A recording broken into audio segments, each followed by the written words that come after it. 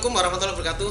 Apa kabar teman-teman ilmu tanah Jawa? Semoga sehat, rezeki lancar dan dimana saja dilindungi Allah. Nah, ini Pak Dik, gimana kabarnya? Alhamdulillah baik-baik. Mengestu. Ini saya mau berkeluh kesah cerita. Ini galau saya. Kenapa gitu emangnya? Jadi gini, wah Indonesia itu sekarang ruwet. Ini ada partai itu rebutan nih loh, bingung saya. Terus ada yang korupsi ketangkep, saya pikir orang baik, saya kagum, ada yang ketangkep. Saya melihat itu, bangsa Indonesia itu sekarang kayak lupa jati dirinya itu loh. Apa memang Indonesia itu dulu ya seperti itu kan? Saya lihat itu enggak ya. Pitutur Jawa itu kan bagus-bagus. Sepertinya pada dilupakan. Mungkin agama juga pada dilupakan itu. Kalau ini kita kan ngomongin adat istiadat kita, sopan santun kita di ilmu tanah Jawa. Menurut Pak Adi Hasno ini gimana nih? Jadi gini, makasih. Jadi melihat situasi kondisi sekarang yang jadi bikin orang tambah mumet, jadi tambah galau dan segala macamnya, kita mau tidak mau memang harus kembali ke ilmu tanah Jawa. Ternyata leluhur kita itu luar biasa, sudah membuat rambu-rambu yang sebaiknya memang sekali-sekali ditengok gitulah. Gitu loh. Jadi kalau kita lihat ilmu tanah Jawa yang sudah ditulis oleh Mangkunegara IV ya. Oh, Mangkunegara IV ya, itu ada kitab namanya Wedotomo. Wedo itu artinya pengetahuan, kemudian Tomo itu kebaikan, yaitu ilmu tentang kebaikan. Itu ada 100 pupuh tembang. Itu sangat luar biasa ya. Salah satu dari antaranya di dalam pupuh yang ke-29 itu disebutkan bahwa kalau kita memang pengen bagus dalam hidup ini, yang kita cari itu ada 3. Yang pertama namanya wiryo, itu kedudukan. Kedudukan. Yang kedua itu arto, itu ya duit, itu harta itu. Kemudian yang ketiga winasis atau kepandaian. Nah, sekarang ini salah kaprah. Karena di dalam Wedotomo itu hidup itu kalau bisa punya ketiga-tiganya. Kalau tidak bisa punya 3, 2 cukup. Kalau tidak bisa kita miliki 2, 1 aja cukup. Kalau kita tidak bisa memiliki ketiga-tiganya, hidup ini ibarat udah nggak ada artinya. Tadi wiryo, Arto, winasis. Wiryo, arto, winasis. Ya. Jadi wiryo itu kedudukan, arto itu ya harta, uang itu. Makanya sekarang itu salah kaprah. Yang dicari uang doang sama kedudukan. Ngejarnya uang sama kedudukan. Akhirnya semuanya cara ditempuh, itu padahal rebutan tadi tidak itu boleh ya. Karena untuk bisa mewujudkan itu dengan baik, maka kita harus bisa memper hawa nafsu. Sebenarnya boleh ya, kita itu dikejar boleh, tapi harus dengan bisa mengendalikan hawa nafsu. Kalau kita tidak bisa mengendalikan hawa nafsu, maka akhirnya ya seperti sekarang ini. Sikut-sikutan partai pada KLB itu kan sangat ya, kita sebagai orang Jawa ya sangat menyedihkan lah gitu lah. Kalau kita tidak bisa memperhawa nafsu tadi ya akhirnya seperti itu. Jadi kita mengendalikan diri lah, hawa nafsu yang banyak macam-macamnya itu kan ya harus kita gimana caranya mengurangi apa gimana ya, kan hawa nafsu itu perlu juga, kadang nafsu makan kan orang ya perlu makan toh. Iya, yang penting tidak over makan. Nafsu itu kan yang penting kita mengendalikan, artinya tidak di stop ya, dikendalikan ya, diarahkan. Maka untuk bisa mengendalikan hawa nafsu itu kita harus pandai-pandai melakukan sembah. Sembah itu ada 4 ya. Kalau sembah petutur orang Jawa itu ada sembah rogo, kemudian ada sembah cipto, sembah jiwa, sembah rasa. Ya. Sembah rogo, sembah cipto, sembah jiwa, sembah rasa. Itu artinya apa itu? Sembah itu kan kalau saya kayak nyembah pada Tuhan, sholat. Nah itu ternyata bisa ada 4 macam ini. Iya. Oh. Kalau sembah rogo itu terkait dengan syariat.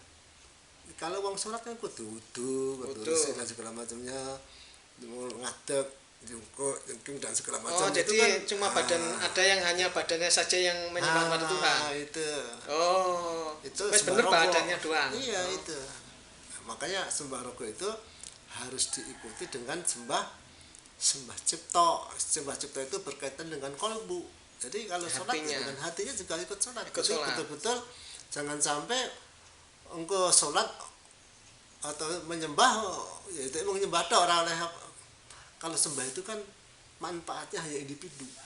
Oh, iya. Tapi kalau kita bisa memahami maknai sembah rogo, kemudian sembah cipta, sembah jiwa, sembah rasa, itu akan bermanfaat kepada sesama kehidupan yang lainnya. Tadi kan baru sampai sembah cipta nih. Sembah cipta itu sembah rogo tadi. Sembah rogo sudah. Cipta sudah. Ciptanya tadi apa? Ciptanya? Berkaitan dengan kolbu. Oh, artinya. Jadi kalau menyembah Tuhan tuh sampai artinya, jangan cuma badannya doang. Oh ya. Kalau sekarang sembah jiwa. Sembah jiwa itu ya betul-betul kita itu sudah otomatis dalam diri itu bisa waspada dan eling gitu loh. Oh. Jadi awas dan kalau orang Jawa itu eling lan waspada. Itu. Jadi sembah jiwa itu apa ya? Eling salat sudah otomatis sebetulnya. Jadi iso empan papan gitu. Oh. Jadi orang ngisi nih. Sekarang kan ngerebut-rebutan itu kan ngisi nih, enggak iso empan papan itu enggak kurang. Jadi tidak memahami sembah jiwa itu ya. Orang ngerti sapa sira sapa ingsun dan segala macam. Akhirnya kan udah istilahnya ya menempatkan itu tidak tepat. Ya. Tapi kalau kita sudah bisa melaksanakan sembah jiwa tadi, ya insya Allah kita itu setelah eling. Wah, tinggal kan aku iki wis tuwa lho. Aku senom. Jadi iso nek wong tuwa iki kudune ngene nek sing memberi contoh. Anak-anak muda mungkin pantas gitu ya. Oh, iya. Oke. Ya, yang terakhir sembah rasa. Sembah rasa itu sudah menyatunya hati dengan Yang Maha Kuasa. Isinya cuma ikhlas karena semuanya lillahi ta'ala, karena Allah, tidak ada untuk siapa-siapa lagi, bukan untuk dirinya sendiri, untuk yang lain, lillahi ta'ala itu loh. Kalau Islam mungkin sudah ihsan ya. Itu loh. Jadi kalau Islam iman itu, Islam ihsan itu di ihsannya ya. Jadi kalau Islam itu ada namanya pokok-pokok ajaran agama. Islam itu ada 3, iman, Islam, ihsan. Ihsan itu adalah budi pekerti yang baik. Jadi hasilnya daripada iman dan Islam itu adalah budi pekerti yang baik. Oh, itu ya kayak itu tadi. Tapi kalau yang Amangkurat Mangkunegoro 4 ini menciptakan sembah jiwa, sembah rogo, sembah cipta, sembah jiwa, sembah rasa. Artinya ya dalam menyembah Tuhan itu dalam pakai hati, jiwa dan diimplementasikan dalam kehidupan sehari-hari gitu. Jadi tidak hanya untuk upacara sendiri, bukan untuk sesama manusia, bahkan untuk kepada ciptaan Tuhan yang lain. Jadi hewan pun, tumbuhan pun itu juga mempunyai hak, dan kita harus wajib juga untuk betul-betul memelihara dengan sebaik-baiknya. Kan itu kemarin kan saya dengar ada ustadz yang dari sebelumnya bukan Islam terus pindah ke Islam. Nah itu kan pada saat ceramah dia bilang, ini ada anjing lewat, ya sudah ketabrak, ya enggak apa-apa, wong anjing aja kok, enggak saya rem. Nah kalau domba itu saya rem. Nah itu berarti dia belum memahami sembah yang tadi itu, mungkin baru sembah rogo saja ya. Jadi kalau dia memahami pokok-pokok ajaran agama Islam pun juga enggak akan sampai seperti itu. Karena apa? Karena buah daripada iman dan Islam adalah ihsan atau budi pekerti yang baik. Nah, kalau kita orang Jawa bisa melaksanakan sembah rogo, sembah cipta, sembah jiwa, sembah rasa, itu enggak akan bertindak yang betul-betul yang merugikan makhluk Tuhan yang lain, apalagi sama manusia. Makhluk aja enggak boleh. Semut aja ibarat kalau enggak merugikan kita enggak usah dibunuh. Enggak boleh gitu ya. Jadi betul-betul kita dituntut untuk eling dan waspada. Dan kita betul-betul harus eh, semuanya itu harus dengan ikhlas, kasih sayang, kemudian semuanya karena yang Maha Kuasa. Kita nggak punya artinya apa-apa selain dari yang Maha Kuasa.